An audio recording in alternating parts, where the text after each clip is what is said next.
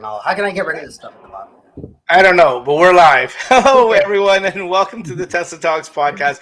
I apologize profusely, but you know what? Anyone that watches or listens to this podcast knows that this is what happens when we go live, and this is what happens when you listen to the Tesla Talks podcast.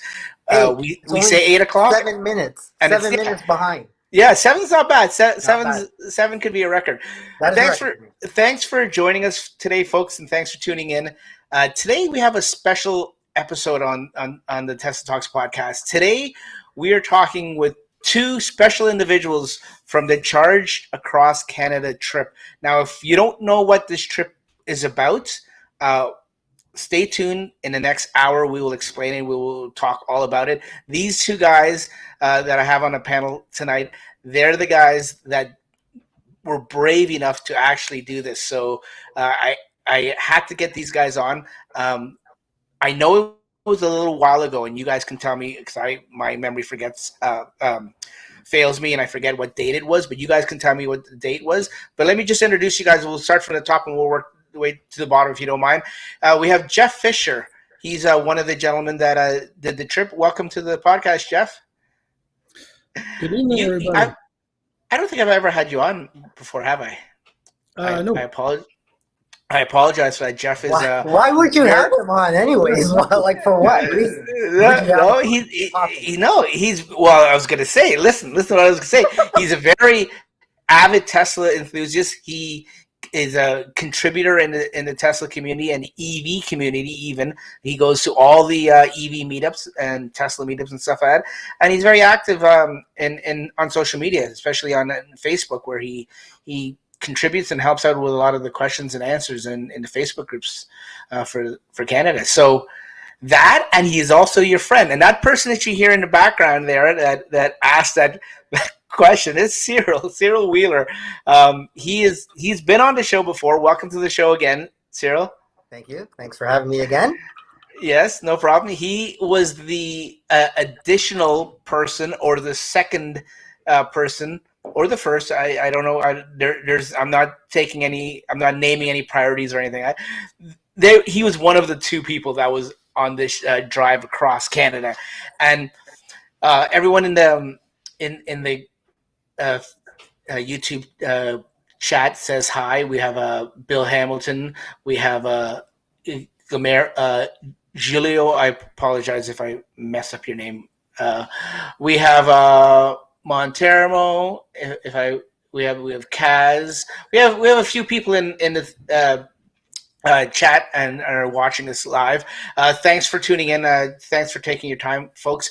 We're going to get right to it. What we're going to do is we're going to talk about the trip. And I think the first thing before we get into the actual trip, and if anyone's watching at home, I'm going to put a little slideshow in the background as we talk, just explaining what was happening while you guys were on this trip. But before we get into that, I don't care. I don't know if you guys have a priority, who wants to answer this question first. Whoever wants to can. But how did this all come about? Like, who was the brainchild, or whose idea was this first, or where did the idea come from? Age first. So go ahead, Jeff. Yeah, actually, it came out of boredom. With COVID and everything else, there was nothing to do, and I can't go out and ski as much as I used to and things like that. So I needed to do something. And watching social media and seeing so many people spreading the myths about EV travel in winter, I just decided to go out there and do this, because the more people get out and the more people drive and tell their stories, the more people will understand that EVs are awesome in winter. Again, it was inspired by the previous trips. That goes back, I think the first Trans-Canada EV trip was in 2012 in a Roadster. It's been followed by other trips that took much longer than ours, and then recently Trevor and Ian on their Halifax to Vancouver trip, and nobody had done St. John's, Newfoundland to Victoria, BC in the winter. It was done in the summer, and I think Harvey is here with us. He did it in an Audi in the summer, but Yep. I thought that was too easy. So that's what we wanted to do, was to take the I guess the toughest trip possible and do it successfully. Yeah, we got to take it to the next level, right? You know, go true mile zero to 2 mile zero, island to island, ferry to ferry, you know, and brave the elements in between, right? And it was cold. And it was what? Sorry? It was cold, and it snowed. Yes, as you can see, like I said, anyone watching at home or watching this live or watching YouTube afterwards, like I said, the slide shows up and you can see the photos here and sometimes how cold it was and how much snow there was. And okay, so that's basically where the brainchild came from. And like you said, you gave credit and you shouted out to some people that have done it in the past. And you guys just wanted to. And is that why you didn't do it in the summer? Because you knew, I know, Jeff, you said it was too easy, but you wanted to bring awareness to the public to say that this can be done in the winter? Yeah, if now the media is talking about EVs and so many people are posting not for Canada, not for winter, you can't go anywhere in the wintertime and not suitable for this country, and it's just not true. Yeah, I mean, and you can't say that any drive across Canada, whether it's like mile zero, or mainland, it's not easy, right? No, like it's not easy. The guys before us, didn't have it easy for sure. Like, I mean, it's nonstop, right? Yeah. And for a driver and a co-driver, it's you got to be on 24/7. Yeah. Like, it's not a vacation, it's not a holiday. It's just to dispel myths, whether it's summertime or wintertime, right? It's pretty grueling on the guys, prior to Jeff and I doing it. Yeah. And the difficulties that we had much more to do with weather, driving conditions, than it did. I mean, there really weren't any problems with the car, other than the frunk freezing. The frozen front, yeah, my fault. So, yeah, I mean, we had fault. our issues that any trip this long would have. We can explain those as we go. But the challenges were there just because of the immensity of the country and the distance and the cold. It was cold. Yeah, it was cold for sure. Yeah, yeah. Right? And I guess that would be the usual challenge or the biggest hurdle. Now, I want to start from the very beginning, but before that, I want to let anyone know that's watching this. If you have any questions for these guys, put it down in the chat, in the YouTube chat, and I will do my best. I'm by myself. These guys, I'm going to try to monitor the chat as they're telling the story, and I will do my best to get it on. I will trust me. Yeah. Before we get started, it was a 2021 Model 3 long range, not performance though. Yeah. Yeah. Okay. That's the first. I can read the questions. One of the I'm questions. way ahead of you. Right? Okay, I know you can. Okay, so you know what? I can actually highlight them too. So that question is from Gilio. He says, "What year was your Model 3?" And it's a long range or performance. And so it was like you said, right? It was dual motor, the long range. Non-performance. And actually, I was lucky because I was able to basically pick the car for the trip. I had the trip in mind when I bought the car. And that was just, I mean, I was going to get a car anyway, and that's. You mean another car? Yes. Well, it's my second one, right? So. Yeah. Okay. And here's one question before we go any further. I know this is further down into your trip, and we'll get to that. But let me get the question out of the way before we forget, from Bill Hamilton.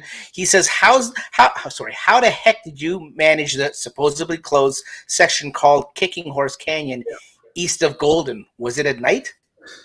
That was the mad rush to the ferry, and as we came into BC, there are lots of signposts. Plus, we use Drive BC website, but there are several different routes. Some of which were closed because of landslides and road conditions and construction. So basically, as you go into BC, there were signs. showing which highways were open and which weren't, and we tried to stay true to the Trans Canada, but where we had diversions, we had no choice. So we ended up on the Coquihalla through BC. Yeah, and that was difficult too because remember we went off road to try to find a charger, and then we got stuck with a road closure, and we had to turn around and get back, right?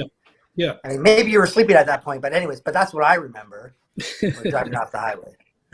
Yeah. Now you say that, but here's a picture of you sleeping right here, what? Cyril.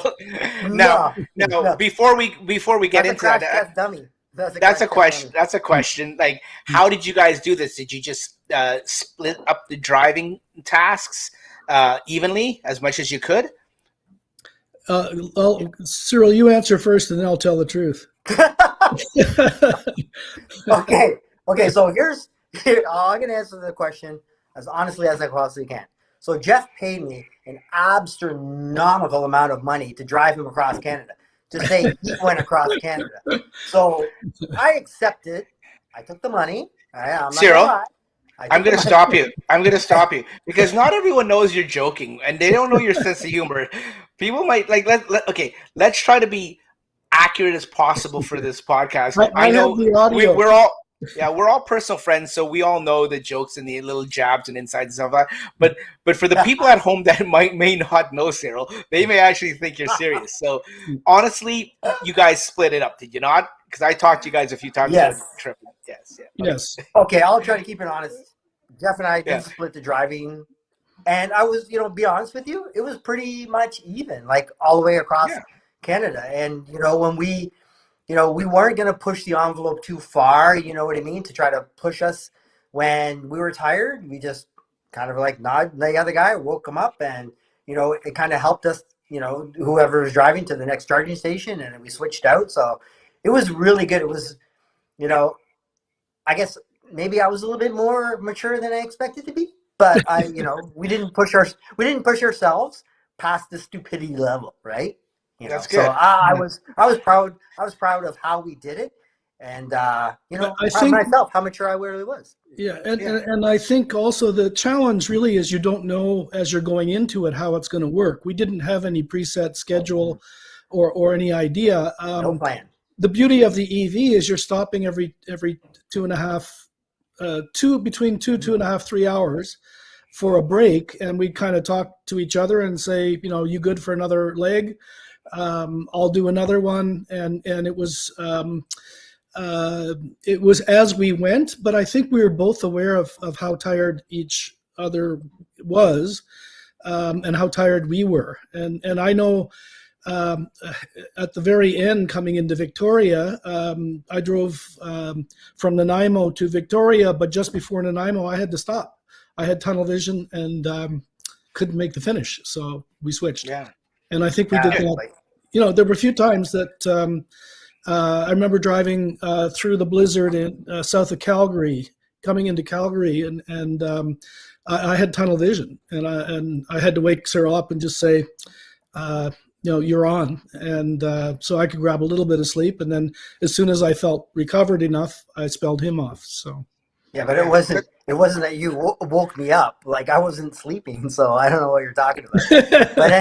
but anyways, it was good. Like it was really respectful of our safety, right, and the safety of others on the road. So it was really good. Like I was really pleased with how we, respected each other and the other people and vehicles on the road, and say, hey, listen, you know what? This is not a race. We're not jetting across to, make any land records, across Canada. We were just doing our thing and trying to make it as safe and informative as possible as we're coming out now to let the people know this is possible. And, we're not in a race. And it wasn't. That's awesome. Yeah. Yeah. And no, you guys, I think you did what most people that have done it before and will continue to do it, did it the smart way and the safe way, like you said, Cyril. Split it up. I mean, there's no need. There's no hero in this, like to try to push yourself. So that was good that you did it safe. I got a bunch of questions coming up, but before I get to these questions, I've got a picture on the screen right now of the car. Can one of you guys tell me what inspired you guys to put the decaling and the artwork on the car there. And I see there's some sponsors, and a big shout out to some of those sponsors. Yeah, it was our budget. Yeah, I was broke. Jeff had a little bit of money left in the bank, so we bought some vinyl on Amazon and we cut the pieces up and I applied it. Jeff But did I cutting, I did. Really? I had the scissors. I cut them up, and Cyril whacked them on. Oh, Yeah. okay. So it's no preset design. It's all at the top of your head. No, awesome. It's all right That's here in this guy's mind right here. That's even better. And I see fast EV, shift electric vehicle, Yes. EVinsulet.com, Drive Tesla Canada. I'm sorry, I shouldn't have even started because I know I'm going to miss someone, and I apologize if I miss somebody. But you had a lot of sponsors and people that backed you for this, which is good. You're like a little driving billboard down the road. When I see in this picture that you can't see some of the back end, so when the car was visible and not covered in salt or snow, you were able to see it, which is good. That's a good idea, and that's. I feel sorry because the last thing Fast EV said to me when they gave me the rims was just remember wash, keep the car clean, and that never happened. So. Well, hang on a second. I didn't clean the car. Well, you were busy sleeping while I was cleaning the car. You cleaned your Wheeler Auto logo. And yes, true. Okay, let's get to some of these questions. Here's one. Did you guys use the vehicle GPS, or did you use another or a better route planner as well to help with the routing and the charging? We used everything. We used Waze. I always navigate with Waze and let Waze and the car argue. And plug share we absolutely needed once we got off the Tesla network in Nova Scotia and Newfoundland. Yeah. A better route planner I did use for big picture planning. But for real time in the car, I think the car navigation between superchargers was most important because we could calculate the buffer based on how the car was doing, what the temperature was, what the road conditions were at the time. So each app had its purpose, and each app was there he is. Oh, good to know. Okay, another question. Where were we here? Just bear with me, folks. I'm trying to get all these questions here. Tesla supercharging all the way, or did you have to use a second-party charger? I think you mentioned that about the island, East Coast, right? Yeah. Cyril's a big fan of third-party chargers. Maybe he can answer. I think that's sarcasm there. The third-party chargers, forget it, man. Don't go to Newfoundland. Just don't do it. Hey, I'm going there this summer, and you're right. There isn't any. The thing is, like, the market's going to be flooded pretty soon with EVs. It is a thing. When you get to Newfoundland, oh boy, be careful, man. Like, there's only 2 chargers, right, in certain spots, and like, I could just see them having a bit of a problem with transitioning. Like, they have to move a little bit quicker to get the charging network out there. Once Nova Scotia, obviously New Brunswick, Quebec, Ontario, right? As we jet across, Manitoba, Saskatchewan, we're good. Yeah. But on the island over there, scary, very scary, very sketchy. Yeah, and Nova Scotia only has one. Yeah. Anybody wanting to go east this summer, I would write the tourism ministry and the governments of Nova Scotia and Newfoundland and help the people out there, because the people that live there are struggling, and for the rest of us that want to enjoy traveling there, they really need to get their infrastructure together. You can do it, but it is sketchy. You don't know if the charger is going to work. We had to call in to get a couple of chargers started. Sometimes they're really slow. A couple times, yeah. So it really is wild east instead of wild west. But it is a wild east. It's a whole different ball game, and if you're in a Tesla, you're spoiled. So learning I've had previous EVs before Tesla, so I know how they work, and but even still out there, it's tough. Yeah. No, Yeah. you're right. It is. We're like I said, we're going out east in the summer, not in the winter. So it's going to be hopefully a lot easier than you guys.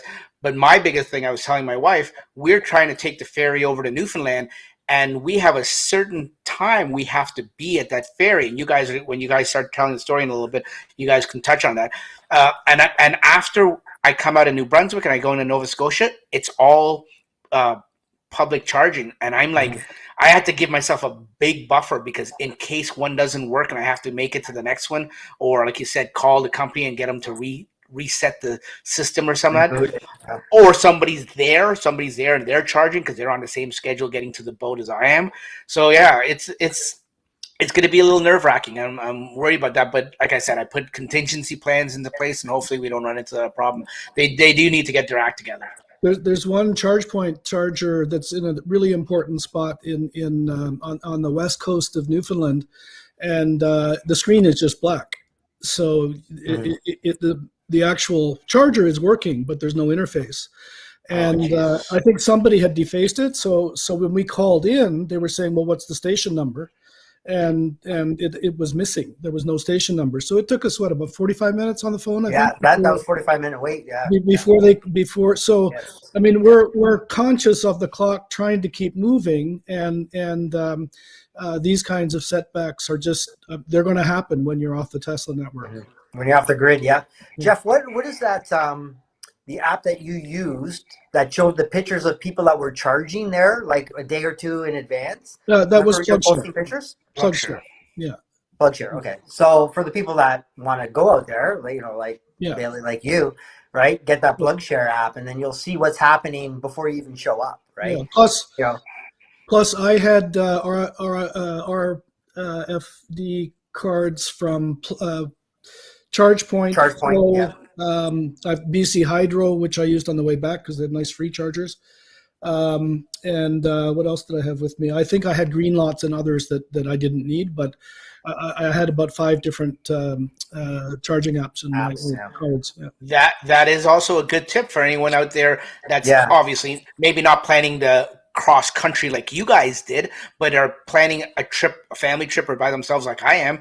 Yeah, get those third-party cards. I've already started.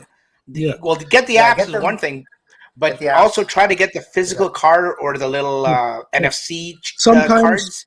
Sometimes your phone works, sometimes the card works, sometimes the app works, but often one or more they don't work, right? Only one of them works. So So let that be a East Coast. Let that be a tip. Prepare yourself. Okay, we've got another question. For Cape Breton Island, Gaspé Peninsula, and I think PEI also. PEI has one charger. Nova Scotia has only one. So anywhere traveling out east, you really need them. Yeah. There's supposed to be a second one coming in Nova Scotia, but I don't know if it'll be here by the summer. Anyways, we got one more question, or we got a bunch more questions, but we got one question about the dreaded heat pump. And we know what happened with the heat pump this past winter. We are not hearing much about it now, probably because it's warmer climates now.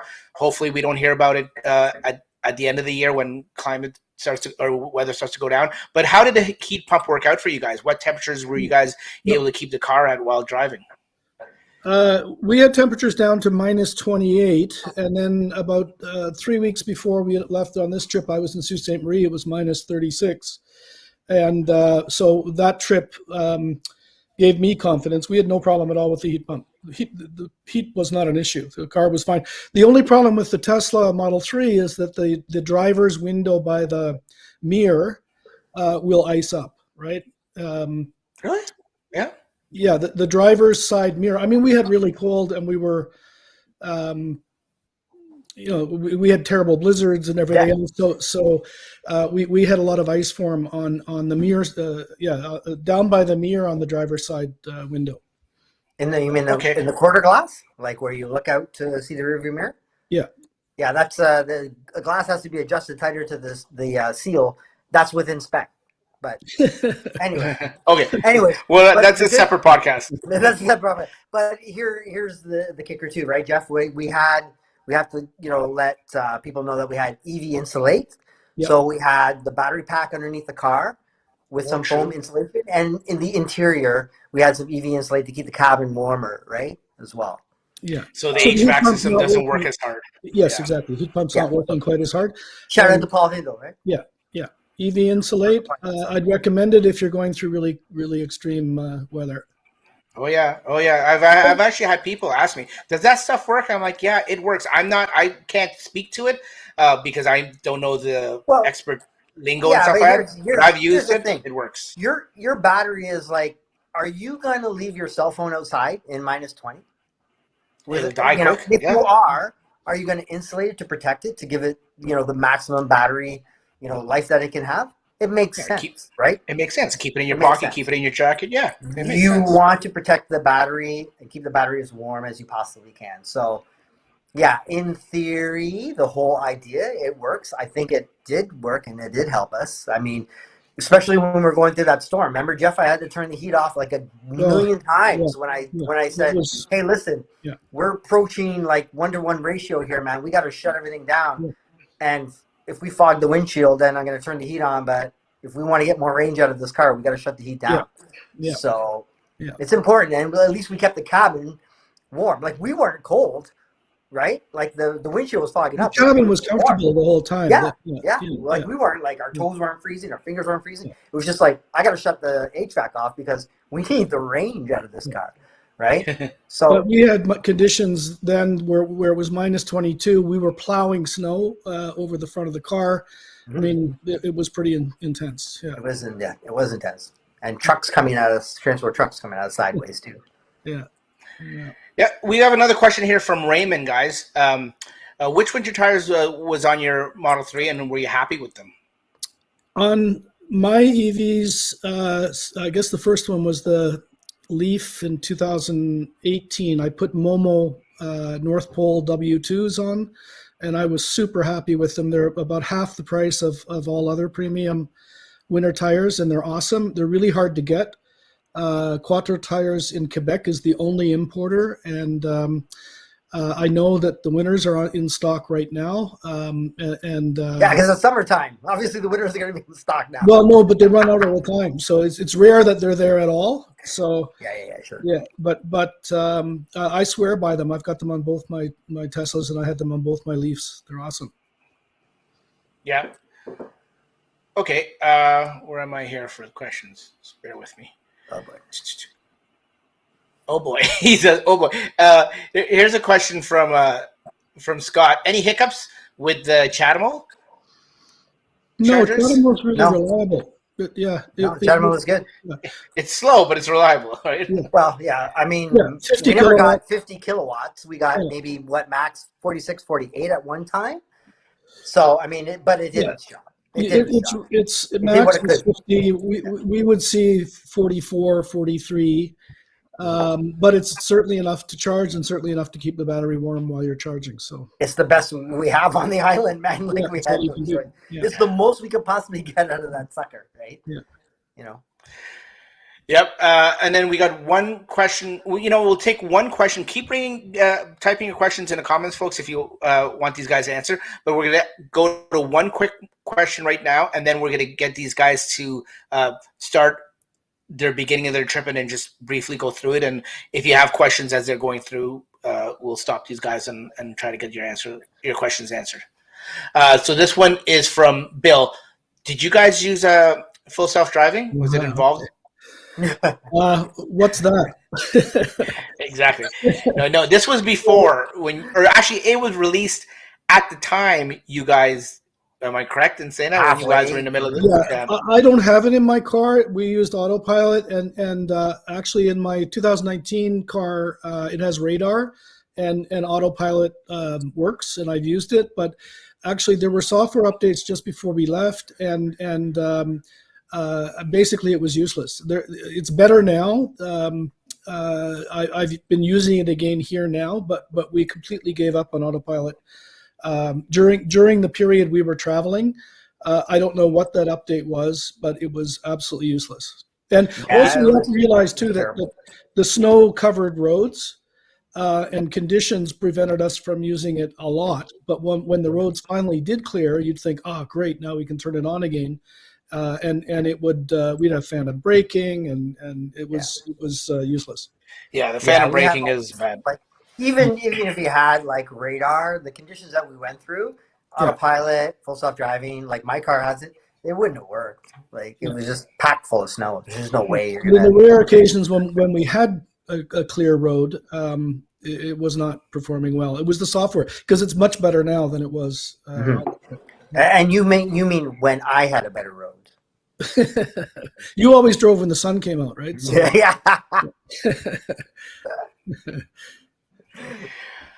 Okay, so let's start from the very beginning. You guys started from the East Coast, and you what city did you start in? And we'll go. We won't take too long. Yeah, you took the hard route.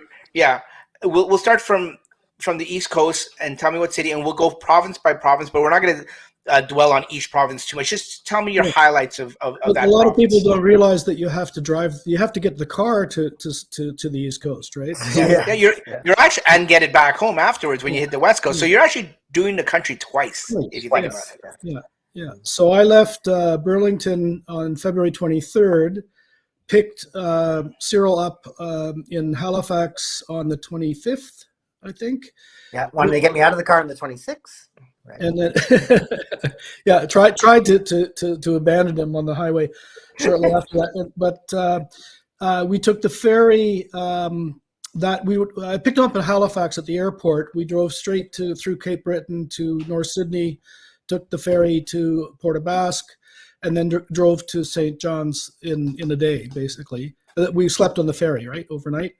And then we arrived in St. John's, and the original plan, my original plan, was to wait at least a day, check the weather, do some testing. I wanted to test the dash cams and I'll get everything ready. That didn't work. The weather report said there was about to be a massive storm on the west coast of Newfoundland, and the ferries would likely shut down. So that night we got in. I think it was around 10:30, 11 when we checked into the hotel in St. John's.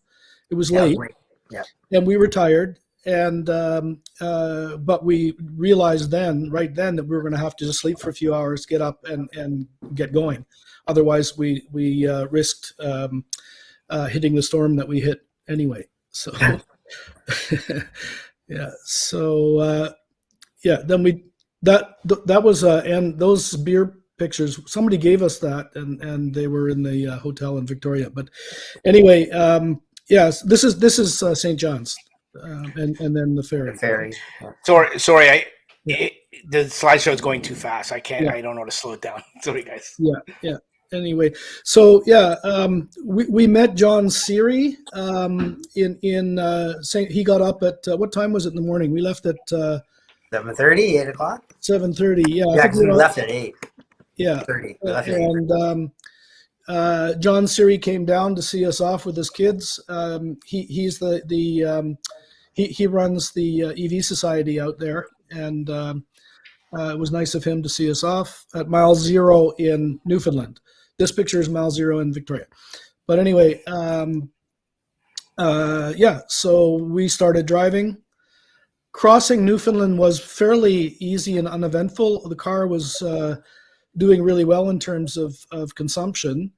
And the chargers at the beginning of the trip were pretty good. As we got closer to the West Coast, we had some problems, and we knew from driving to St. John's that some of the chargers on the West Coast were dodgy. So we had to really plan and time our trip, which I think we did a pretty good job of planning, but we didn't plan for the storm that was going to hit. And Cyril can take it from there, because that was quite a storm. Yeah, tell us about that storm, Cyril.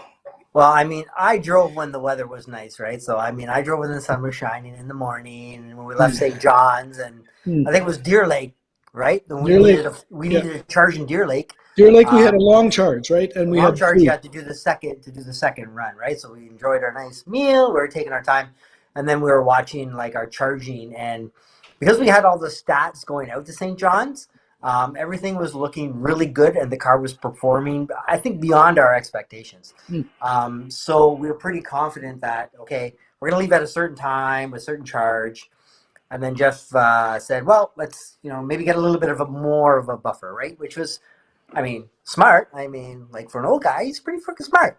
So we did stay a little longer. We did get extra buffer, which we well needed because Jef started driving, right? So obviously we need a buffer.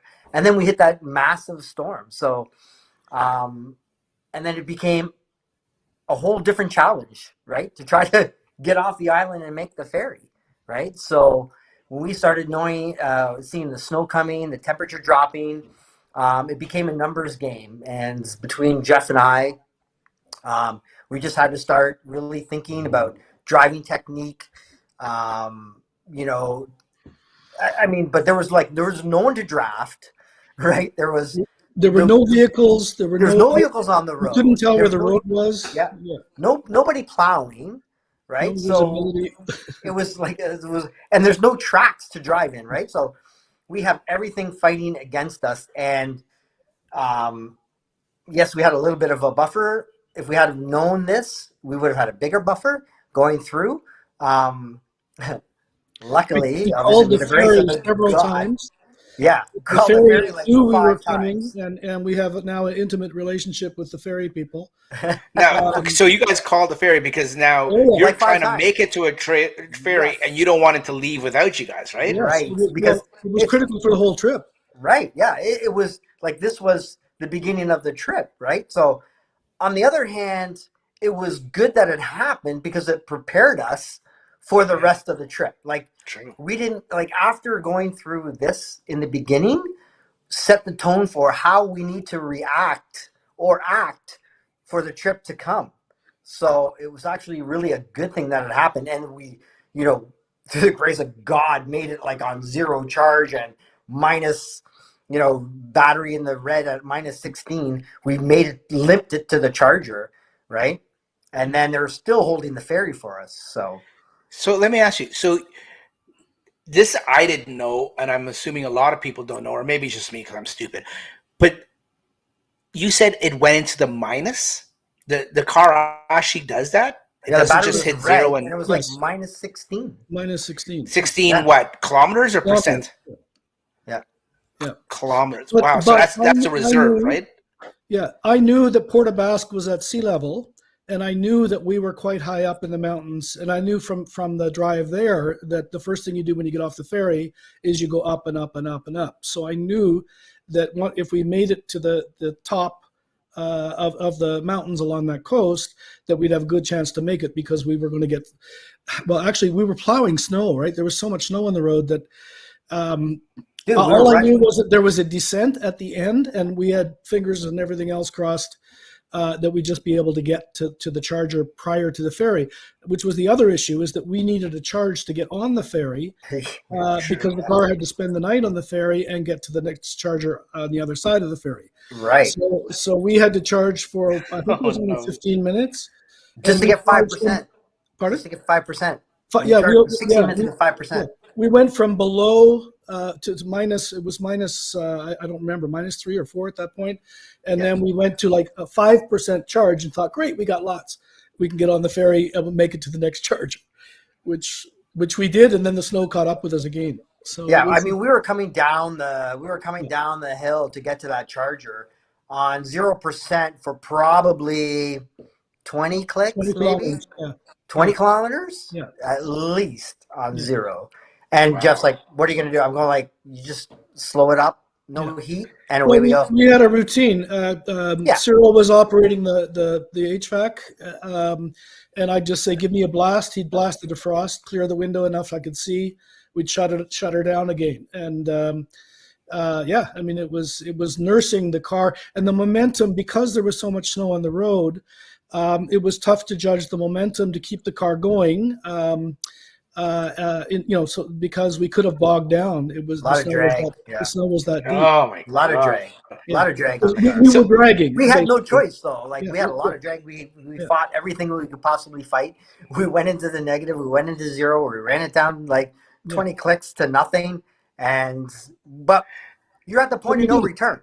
So it's like, we don't have a chance to do anything else other than get it there.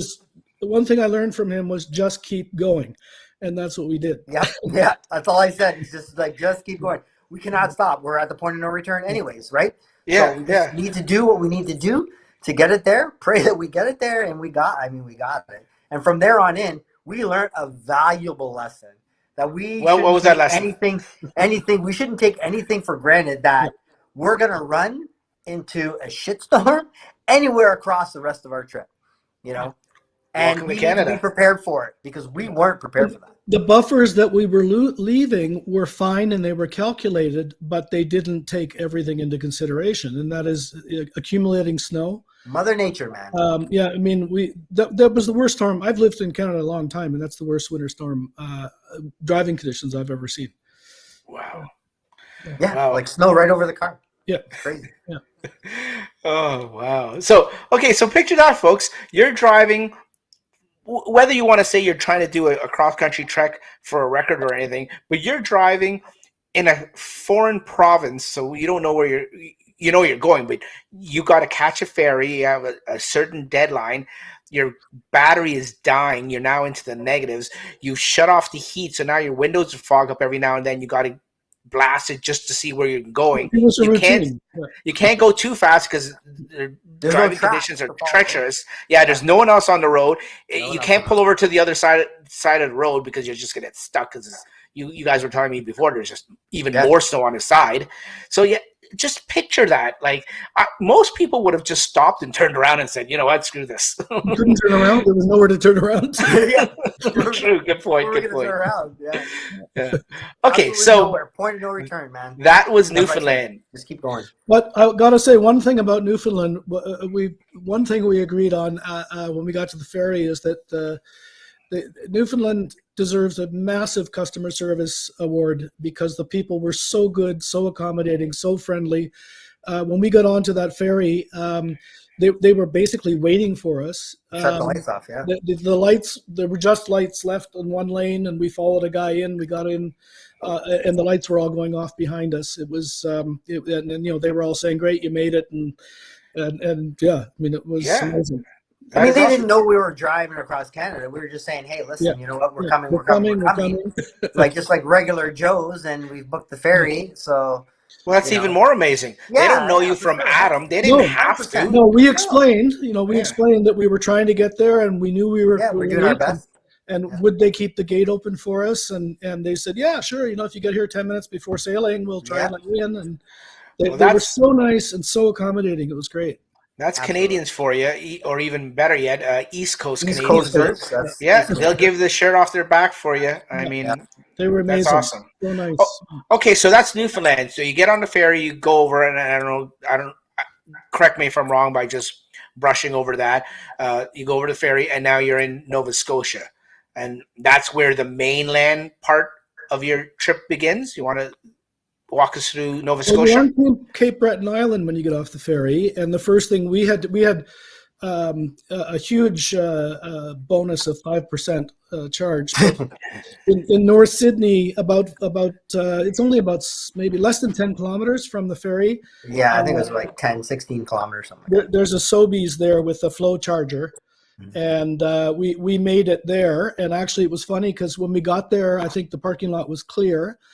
We parked the car, plugged in, went into Sobeys, and went to the deli and grabbed some food. And by the time we came out, the car was covered in snow again, and the storm had found us and basically followed us all the way to New Brunswick. So that was quite a day, that drive. Yeah.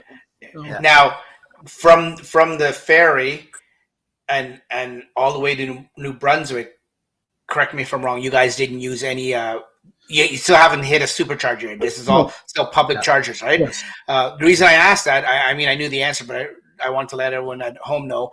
But also, somebody in the chat asked about the CCS adapter. You guys, did you have a CCS adapter at the time? And was there any difference in using that compared to the CHAdeMO and the chargers you guys had? I had the C-Tech with me just as a backup, just in case, but it's finicky. So the C-Tech CCS adapter, which is not the Tesla official one, I had it with me, but we never used it because I know it's finicky with firmware, and the CHAdeMO worked every time. So we only used the CHAdeMO. And the C-Tech CCS adapter emulates CHAdeMO, so there would have been no speed advantage if the C-Tech was working, right? So So it's not the same as the Tesla CCS adapter, but I brought it with me just in case. I mean, if somebody stole one, we'd have the other. So yeah, and according to PlugShare, because I've done my research for, like I said, I'm going out there. All the ones in Nova Scotia there, the third-party public ones that are CHAdeMO and CCS, they're both the same rate. So even if you have the genuine Tesla one, all are 50s, yes. Yeah, they're 50. Yeah. So I think you get 57 maybe at peak. Okay, so anything memorable you guys want to talk about Nova Scotia, or do you want to go into New Brunswick? The whole trip is a blur, actually. Thanks for watching, guys. No, I'm just kidding. Okay, so you keep making your way west. I'll let you guys. I don't want to dictate. I'll let you guys tell the story. Well, huge relief when we got back in the Tesla supercharger network. I mean, huge relief. And that was where, probably just at the New Brunswick Nova Scotia border. Mm-hmm. Adelac, or what's it called? Oh, Aulick. Yeah. Aulick. Yeah, that's right. That's the furthest east one, I guess. Yeah. And like now this is the whole Trans-Canada Highway you're taking now, right? Right. Yeah, actually, we stayed on the Trans-Canada all the way through, unless there was a place, North Sydney part of the highway actually was closed because of too much snow, so we had to divert on and I've got video of part of that road with again snow drifts piling up over the windows of the car. That storm was following us, so we were trying to make the best escape it. Yeah, and that was actually running just on the opposite side of the lake that was there. Anyway, right. The highway one was on one side. Yeah, so the highway that was closed was on one side of the lake. We had to go on the left side of the lake, but it was open for some reason. Yeah, which was a longer, slower route. But whatever. I mean, we had to do it. We didn't have a choice. Yeah. Right? We had to keep going. But yeah, once we got through there, and like I said, when we get on the Tesla charging network, forget about it, man. We're just sailing across, right? Night and day. That's when you can get into a rhythm, right? And yeah. Okay, well, let me ask you this. I got a question. So when you were on the East Coast of Newfoundland and everything, and Nova Scotia, you were using the public chargers. Typically, on average, how long were you guys charging for? Quick one would be half an hour, 20 minutes, maybe. I was gonna say half hour quickly. Because you're still trying to work the bottom of the battery, right? Yeah. So probably 20 minutes to half hour, but for the leg from Deer Lake to Port aux Basques, it's over 250 kilometers. So we would have dinner. We would, and even if it wasn't time to eat, we would plan our travel with a long leg, with a meal. Yeah, good. And then when you hit the superchargers, what times are you looking at then? 15 max. It 15? Seemed like nothing. 15 max maybe. Really? Yeah. Were you? A lot of them are V3s, so they're 250s, and so basically most superchargers we would stop, run in, use the washroom, grab a coffee or a whatever. Some of them a donut, convenience store, sandwich, donut, whatever. By the time we got back to the car and keyed in the navigation to the next supercharger, it would say you're ready to resume your trip, and then we'd calculate a quick buffer. Whether depending on the temperature, we never saw above freezing until we got to BC. Wow! I think it ranged from -7 was the warmest, and stayed around It went down to -28, and sort of -22 was at night was normal, right? So I mean, I'm not taking anything away. It was cold, but just for everyone at home, our Imperial friends, this is all Celsius. It would be stupid if it was Fahrenheit. Okay, so now did you guys stop at every supercharger, or did you find yourself skipping some? Well, we skipped a couple. I mean, we skipped a couple because we had to calculate. It was all calculations, right? It was all math from there. Right? Like in Quebec, there's lots of them, but we wanted to get through Montreal. So you don't want to stop in Montreal. Through a major city, you'd want to stop just before, get through it, and stop after. Yeah, I mean, we tried to time the traffic too, right? We did. We tried. Through Quebec and Montreal, we're like, hey, we don't want to hit rush hour in Montreal, so I made him drive. I made him drive through Montreal because he didn't want to, so I made him. He made me drive through there at night. He made me drive through there at night when he was sleeping again. And then get this. I wanted to go to sleep, and then he woke me up. I said, we're here. We're in Montreal. And then he woke me up to drive, and it's like dead traffic. I'm like, you were supposed to drive through this traffic. What the hell is your problem? Well, that's where you use Autopilot. I didn't want to go. I didn't want to go through the traffic, but he's like, and I'm like, okay, great. No, actually, he volunteered coffee, to drive through Montreal. So, yeah. I hate driving through Montreal. Now, that's a good question. Did you guys hit any traffic? Like you're saying, talking about Montreal, maybe Toronto. So without that traffic, your time would have been even less. Yeah. Do you think?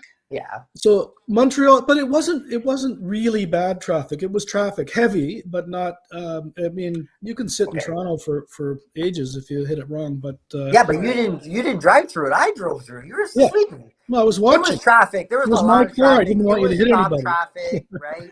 It was stop traffic.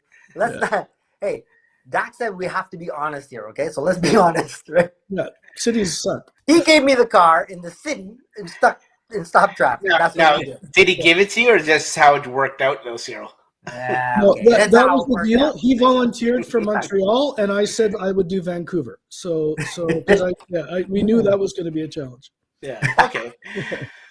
Okay. So now I know, not from experience, but I know trying to track you guys. Oh, and by the way, you guys had a whole tracker going this whole time, right? People could have followed and tracked you. We had a live tracker on your phones, and it showed your GPS location at any given time, how fast you were going, when you'd stop. That's how you knew you're charging. And Drive Tesla Canada had hosted the tracker on their website for you guys, right? Mm-hmm. Yes, thanks to Darren at Drive Tesla Canada. The tracker was so accurate. About halfway through, I realized that you could even track us into the washrooms. If you took the phone.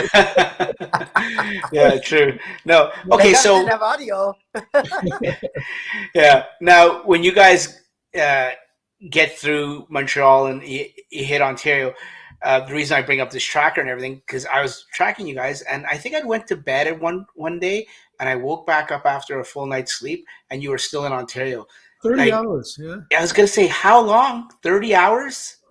I think we talked about it, and we said it would be about 30 hours from yeah. It was long, man. Yeah.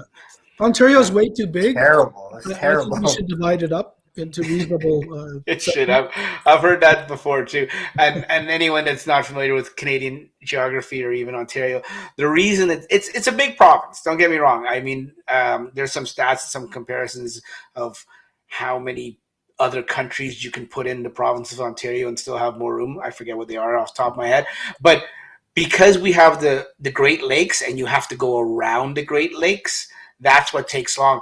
If you were in the Greater Toronto area and you want to get over to Manitoba or Saskatchewan and you plugged it in a GPS, 9 times out of 10, Google Maps or something will tell you to go underneath the Great Lakes and through the states. Yeah, that's how much out of the way going over top the Great Lakes takes. Yeah. So any problems in Ontario? Through around Dryden somewhere, I was following an Escalade, and it hit a deer. And that's your first mistake. Fortunately, he hit it. I was behind him. And that was a bit of a shock. So he hit a deer. Coyote ran in front of me. And the moose stayed on the side, which was good. But we did see moose and the deer stayed on the side of the road. Yeah, we did see some wildlife through there.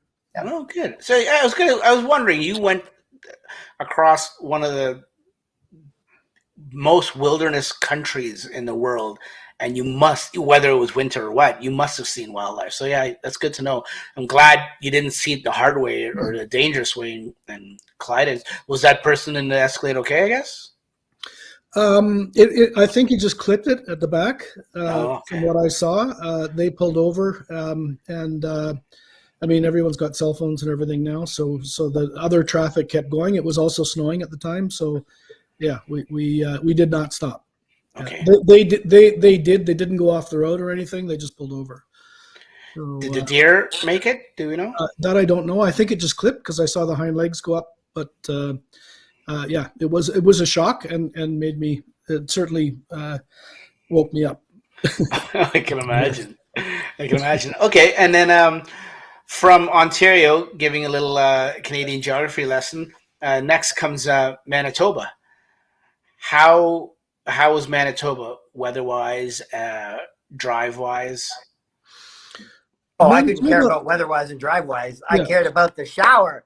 Yes, I was going to say Manitoba was great because we actually had a shower. Oh, okay. Now you had time while charging to take that said shower, or you had time anyways. Petrol can charger. Yeah, actually, I smelled really nice, but Cyril needed a shower. I knew one of you guys were going to make the wisecrack. I was waiting for it. Yeah, the great thing is in Manitoba is they have these huge truck stops. And one of them had I remembered from driving through there before, had a Petro-Canada charger. And so while we stopped, plugged into the Petro-Canada charger, used the shower while we were charging. So it was just so the car would stay warm and charge a little bit. But we were quick. I mean, we were in and out of there in half an hour. Yeah, it's quick when you're both showering at the same time. So yeah. I mean, no. Is it a coin-op shower? Whoa! That's great. There was 2 separate showers, man. I'm kidding. I know. Yeah. We're all grown men here. We're all secure in our manhood. It's a truck driver shower station. So like it's the back of the convenience store. Okay. And they've got showers in there and a bunch of rooms and the way you go. But let me say it was nasty too. We didn't get the cleanest showers in Manitoba. I don't think that was. Beggars aren't choosers at that point, right? Yeah. I think I stood on my 2 big toes. Yes. Yeah. It was not a 5-star. It was not a 5-star. Not a 5-star. I would have been better throwing snow on me outside in the nude. Okay. Was now this didn't take you off the route or anything or off plans? No. Okay. No, it worked out. Yeah. That was our only break, really. I mean, that was our only break. Yeah. And damn, it felt good. Yeah. Oh, I can imagine. Oh, yeah. You got to do that, right? Okay. So you're now showered and coming out of Manitoba or going into Manitoba or going through Manitoba still. How was Saskatchewan? Same as Manitoba. Yeah. Flat. Sailing along. Yeah, through the prairies, we had cold and windy conditions, and actually, as I recall, the driving wasn't that bad until we got to Alberta. Yeah, it was good. Like across the prairies. Yeah, across the prairies was super fantastic. We went through there. We went through there at night too, so it was like it was good. It was good clipping along. Yeah. Right. No traffic. We made good time across the prairies. Yeah. And that's where we made good time for sure. And the chargers are all great. They're right by the side of the road. They're they're not off the beaten path at all. Yeah. Good. Now, did you guys? What was I going to ask you? I had a thought. And when you have a thought and then it just leaves your mind for a sec. Okay. So, I was going to say so. Your efficiency, if it was flat, must have been pretty decent, right? Mm-hmm. But we're going against the wind. Don't forget. Oh, it's a headwind. Well, we went from east to west, and I guess we did everything the hard way. So that's true. Yeah. So, but you're always going to get wind. Yeah. But regardless, once we were back, the car did really well. Okay. What was the average? Maybe I shouldn't ask you this, or maybe this is the one time you guys can lie if you want for the viewers at home. But what was your average speed? And I know you guys went through some touchy weather, so. I think we had the average speed of like 55, 60 kilometers. Really? Well, over the whole map, like the whole distance. Yes, yeah, through the whole trip. Yeah, that includes the ferries. Crawling at 19 kilometers. But because the tracker was on while we were on the ferries as well, right? So the average speed is slowed. But for most of our trip, if we were able to do the speed limit, we were in good shape because it meant the weather was good. But the other thing that I'd like to sort of work on formalizing a little bit is sort of guidelines for doing a trip like this. If we're talking about records or just so other people can compare similar trips, is that if you get a speeding ticket, you're done. I don't think that. I think if you're trying to Cannonball. That anybody who tries to do a trip like this and get credit for it or whatever, I think a speeding ticket is something that should count you out. True. Yeah, I should nullify it because, I mean, first and foremost, it should be safety. Yeah, exactly. Yeah. And the next thing is, if someone does do it and they kind of beat our time, Jeff, we can always take my car next time. That's right. And we won't get a speeding ticket. Yeah. Well, you can still get a speeding ticket. You'll get more than a speeding ticket. But I was going to say, they have to catch us to get a speeding ticket. And how many days in jail until? Yes, Once they see the lights, they're not going to pull you over, man. I'll tell you right now. For anyone, I'm not even going to go into it. Okay, so I'll put the slideshow back up for people watching at home, guys. As you're telling the story, don't get caught up in the slideshow because it goes so fast. By the time you think of commenting on something, the picture's gone and it's on to the next one. Okay, so is everybody asleep or are there more questions? yeah, if you do have more questions, guys, as these guys are giving us their accounts of their trip and little tips here and there, if you got a question for these guys, put it down in the comments and I'm monitoring. I'm actually doing a pretty good job monitoring, and I'll ask these guys the questions while we got them live here. So you're saying it got a little worse, the weather-wise, once you hit Alberta? Yeah. BC. Yeah, BC. We had to actually roads and traffic roads were closing around Calgary. So again, the Trans-Canada through Calgary was trucks. We followed the trucks that were diverted. There was a road closed section we came to, so we actually traveled south of Calgary. And all we did was put the navigation on Canmore.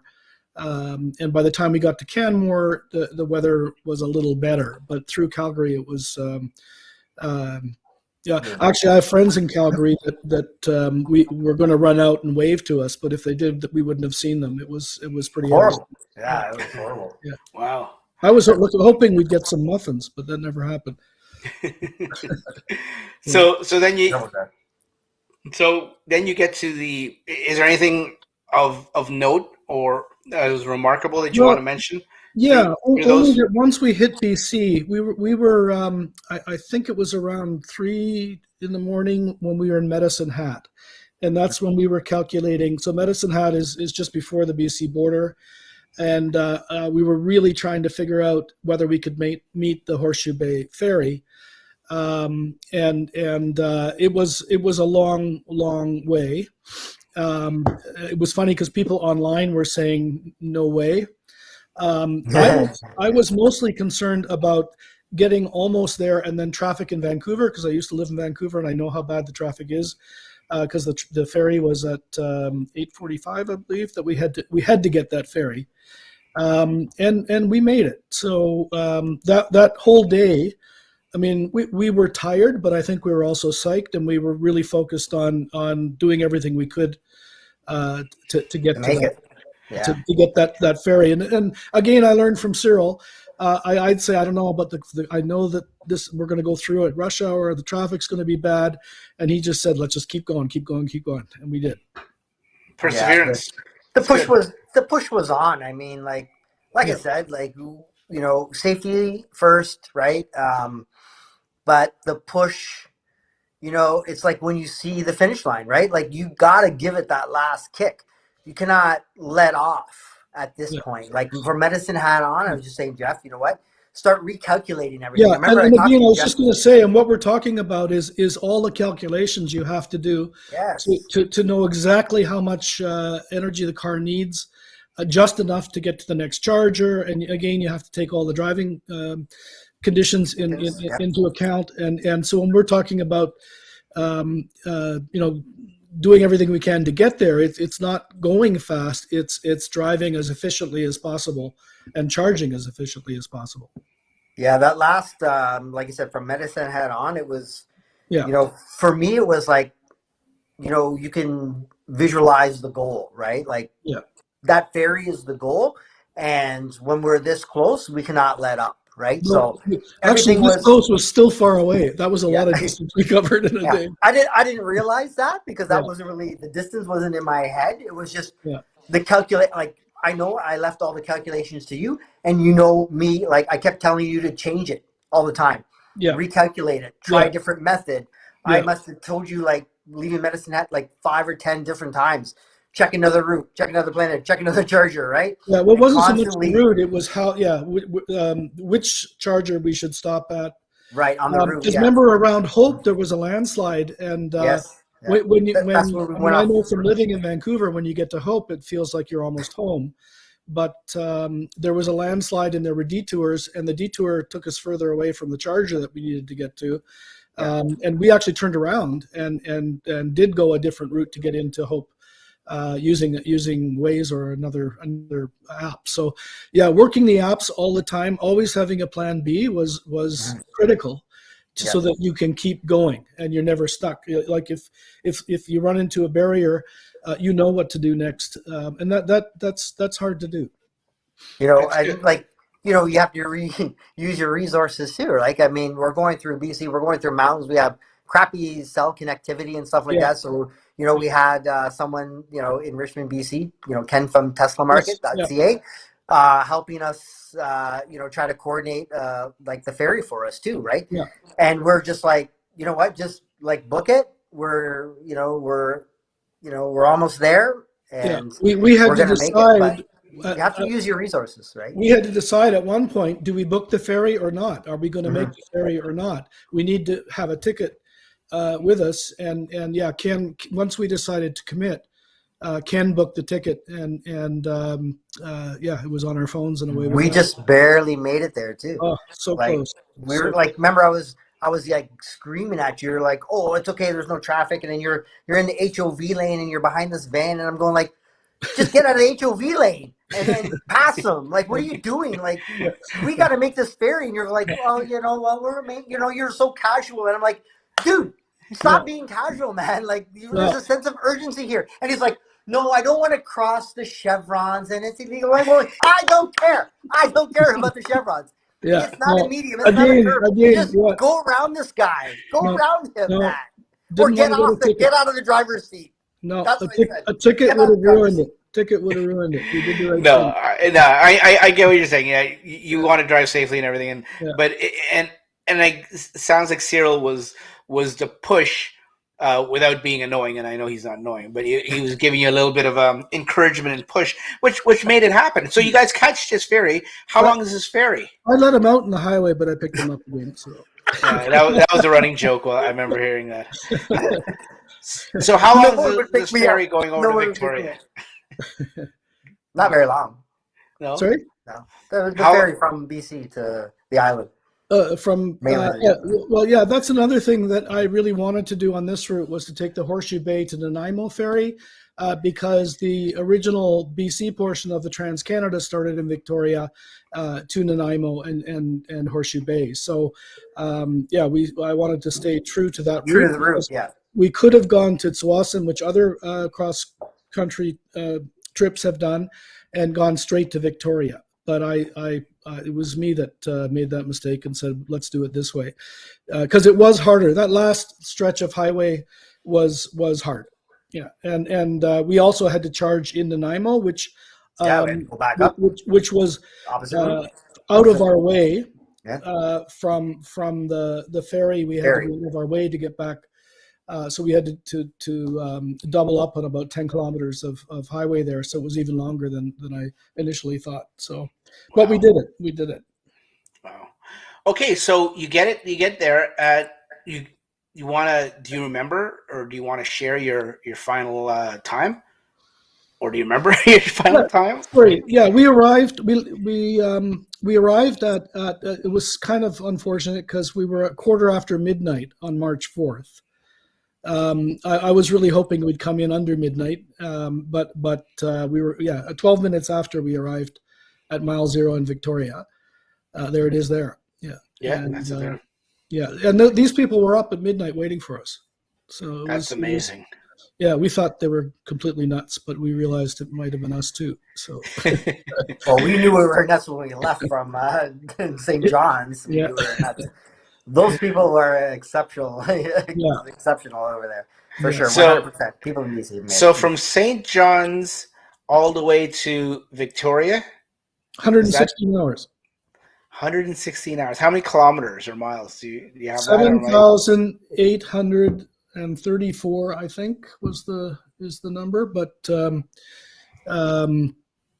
yeah, wow, so almost 8,000 kilometers. Mm-hmm.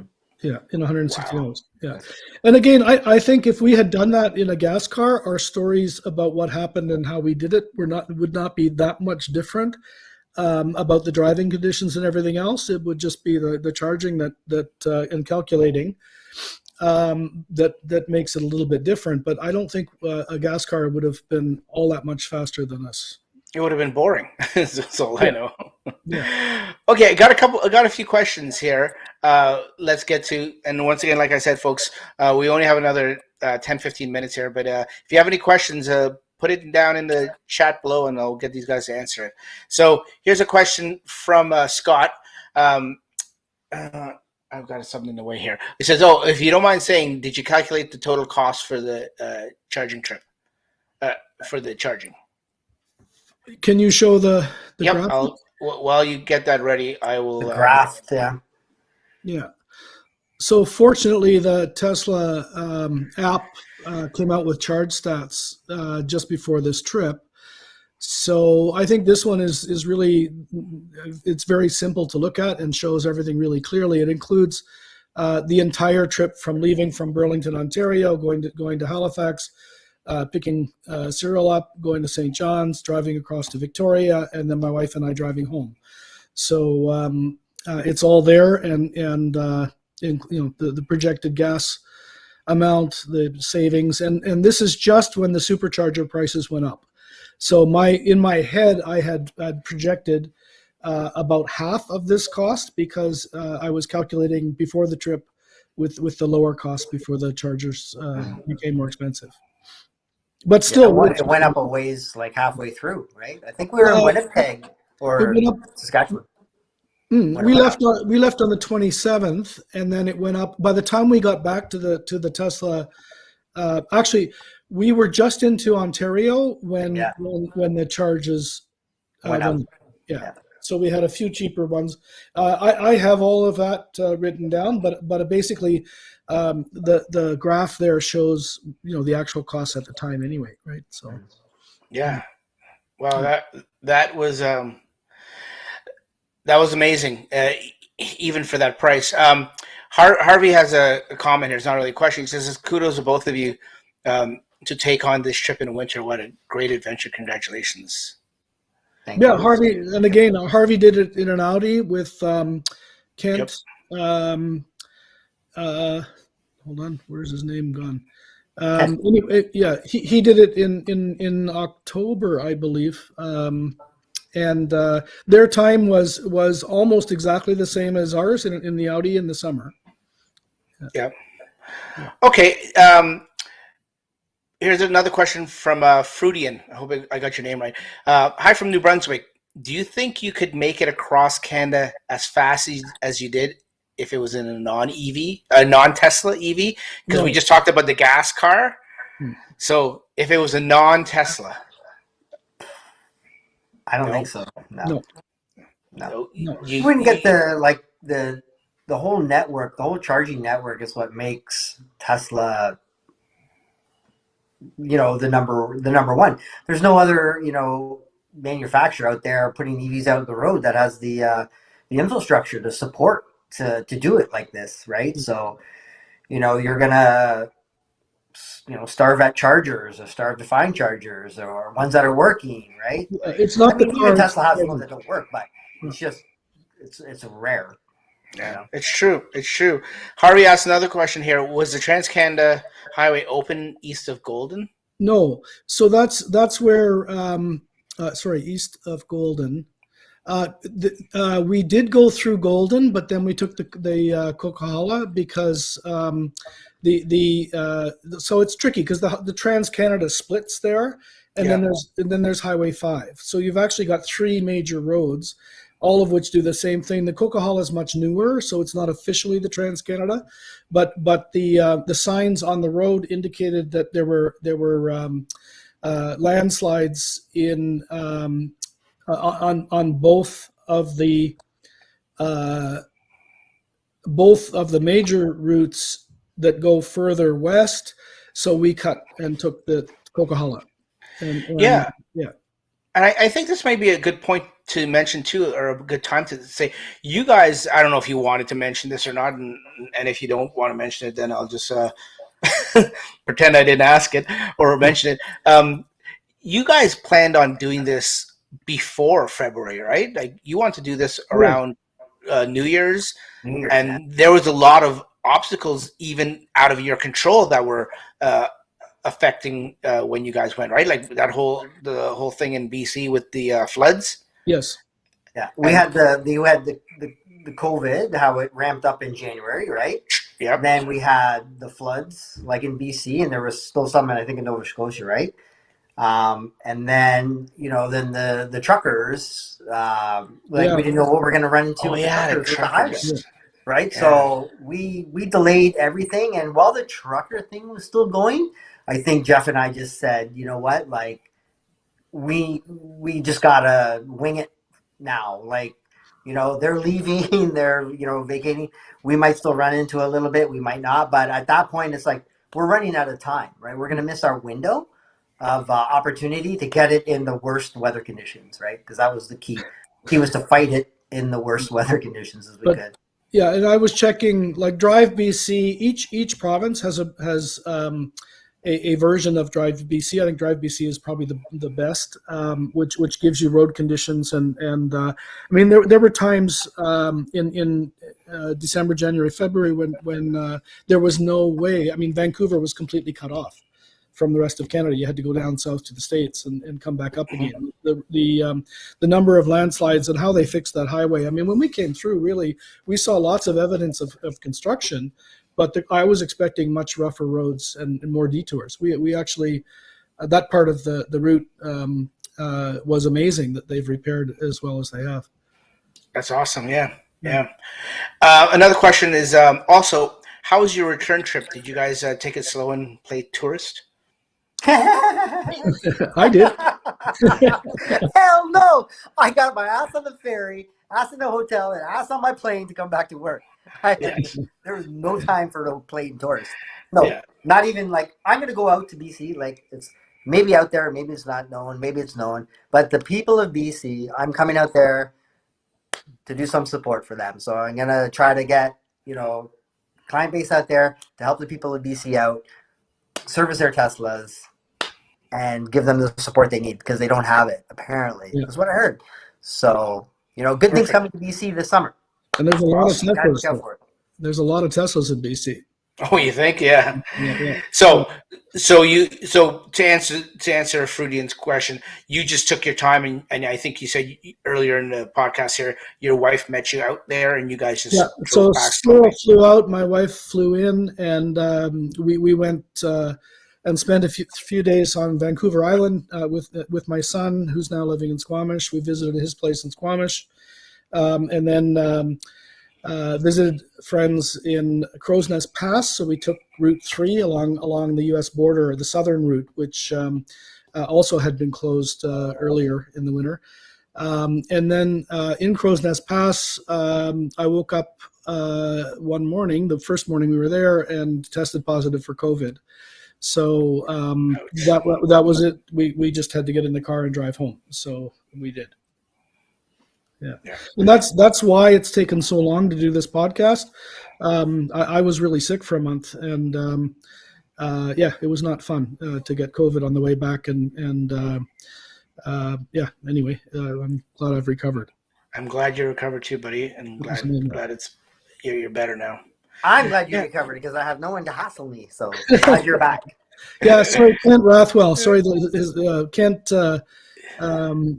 has a long history with EVs. He's also Sun Country Highway, and I believe Kent set the record in for the first level 2 charging across Canada, and I think it was 35 days roughly.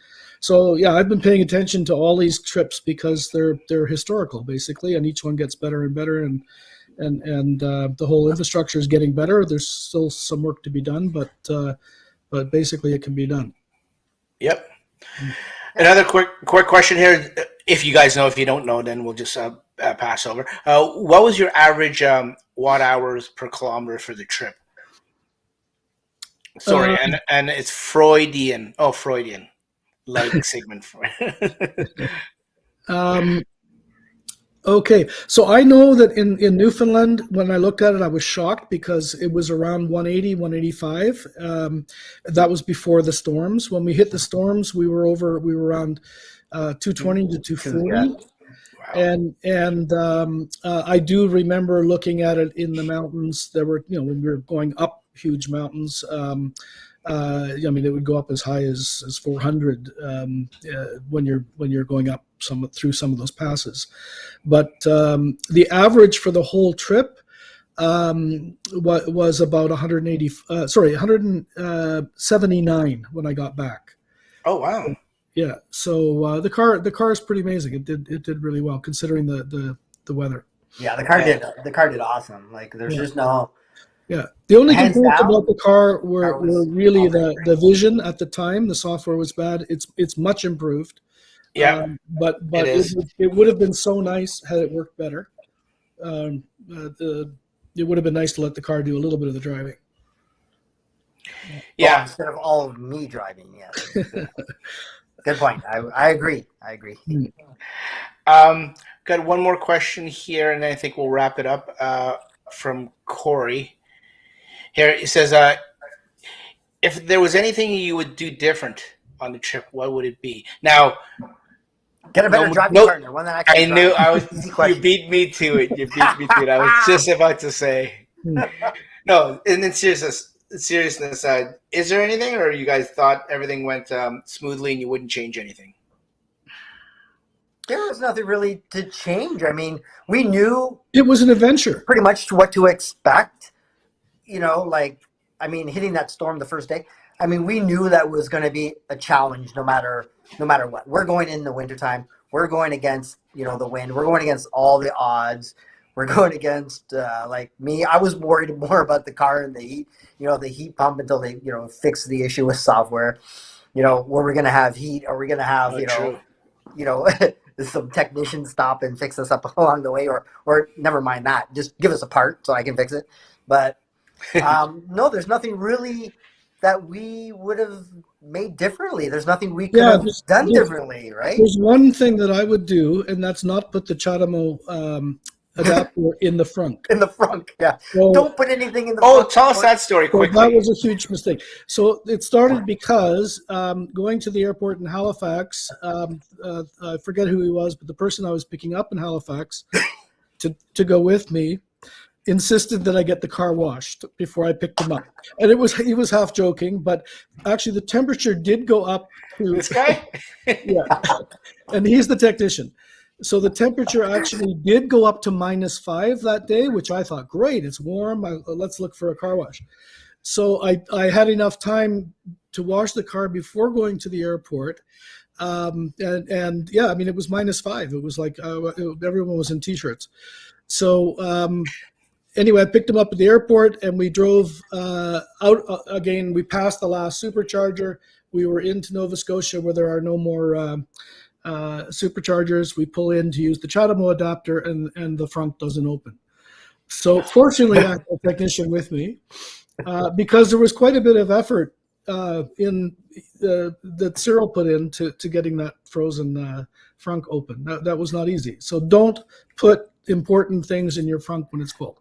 Yeah, even when it's warm, I suggest anyone on a road trip, even if it's not even when it's cold. Cyril, quickly, very, very quickly, we got to wrap this up.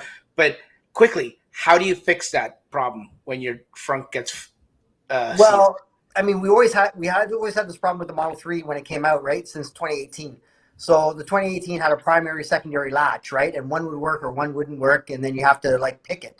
The 2021s were different. It's got a primary, secondary, all built into the same latch. So you have to try to just get it up and spray it with WD-40, heat it up, warm it up, and then try to just, breathe life into it by making it try to warm up and release.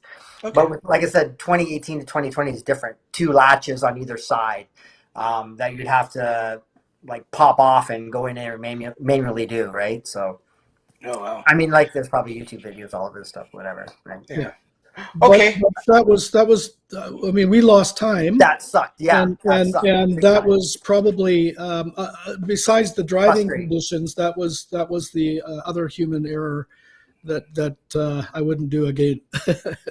Yeah, I mean, yeah, you can't really say it was human error. It's not your fault. It's not human error. It's the manufacturer error. Yeah. Right? Okay, I'll ask you guys this. Speaking of which, would you do this trip again? Yeah. Chirp, chirp, chirp. You're the crickets in the back. Yeah. No, you know why? I be honest, and I don't mean taking jabs at each other like jokingly, but would you take the trip again with or without each other? Different? Would you? I think I know the answer, and I think I have. There's two different ways to take that trip. There's either like to make a statement, to make a point, or there's the trip where you just want to go across Canada, enjoy the country that it is, right? Yeah. Like.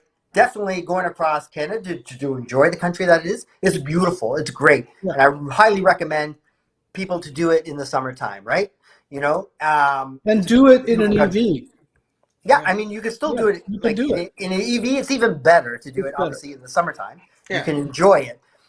Would I do it to, like, not really race across, but to prove the point? No, we've already done it. Right? Yeah.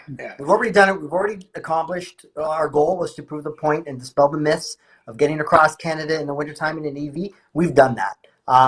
Would I want to do it, or Jeff want to do it? To take, a family or, a group of people across? Yeah, for sure. It's a great Somebody suggested we do Mexico in the winter. It was a little bit of a loaded question when I asked it, guys, because that's nice. Because I apologize. I apologize because I sort of knew the answer because everyone I've heard or I've spoken to that has done it, like you said, Harvey and Kent, Ian and Trev, they wouldn't do it again. At least I know Trev and Ian said they wouldn't do it again, and not that it was terrible or not. With the company they had, it's just like you guys said, you've done it.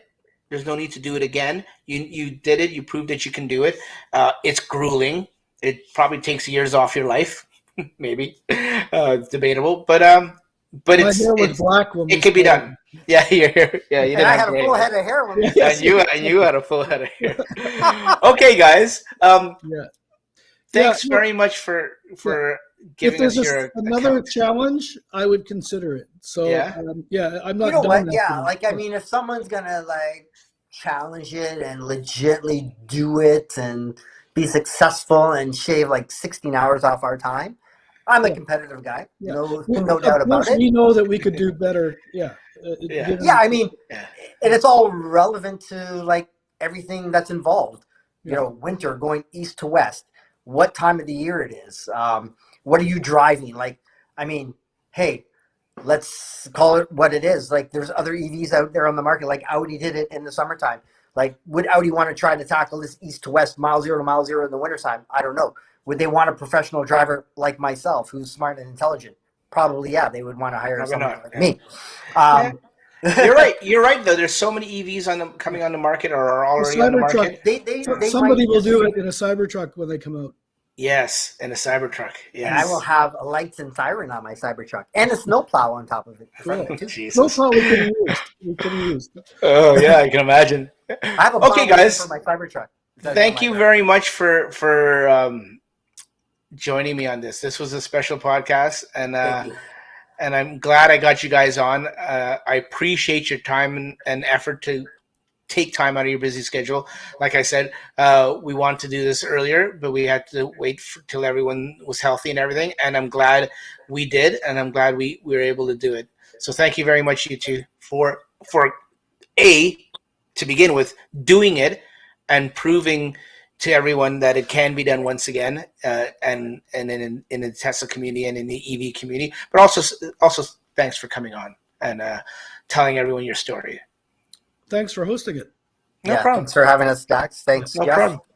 It was a wild trip. Wild ride. And I'm matching. I forgot to say this, Cyril. I've got mine. And Jeff gave his away. My son is wearing. Yeah, good. Good. Yeah. You know Wheeler what? Automotive. If you live in the GTA or in BC this summer. BC this summer, yeah, he's coming your way, folks. Coming your way, man. This guy is a genius when it comes to Teslas, and he can help you out. And it's going to be a thing.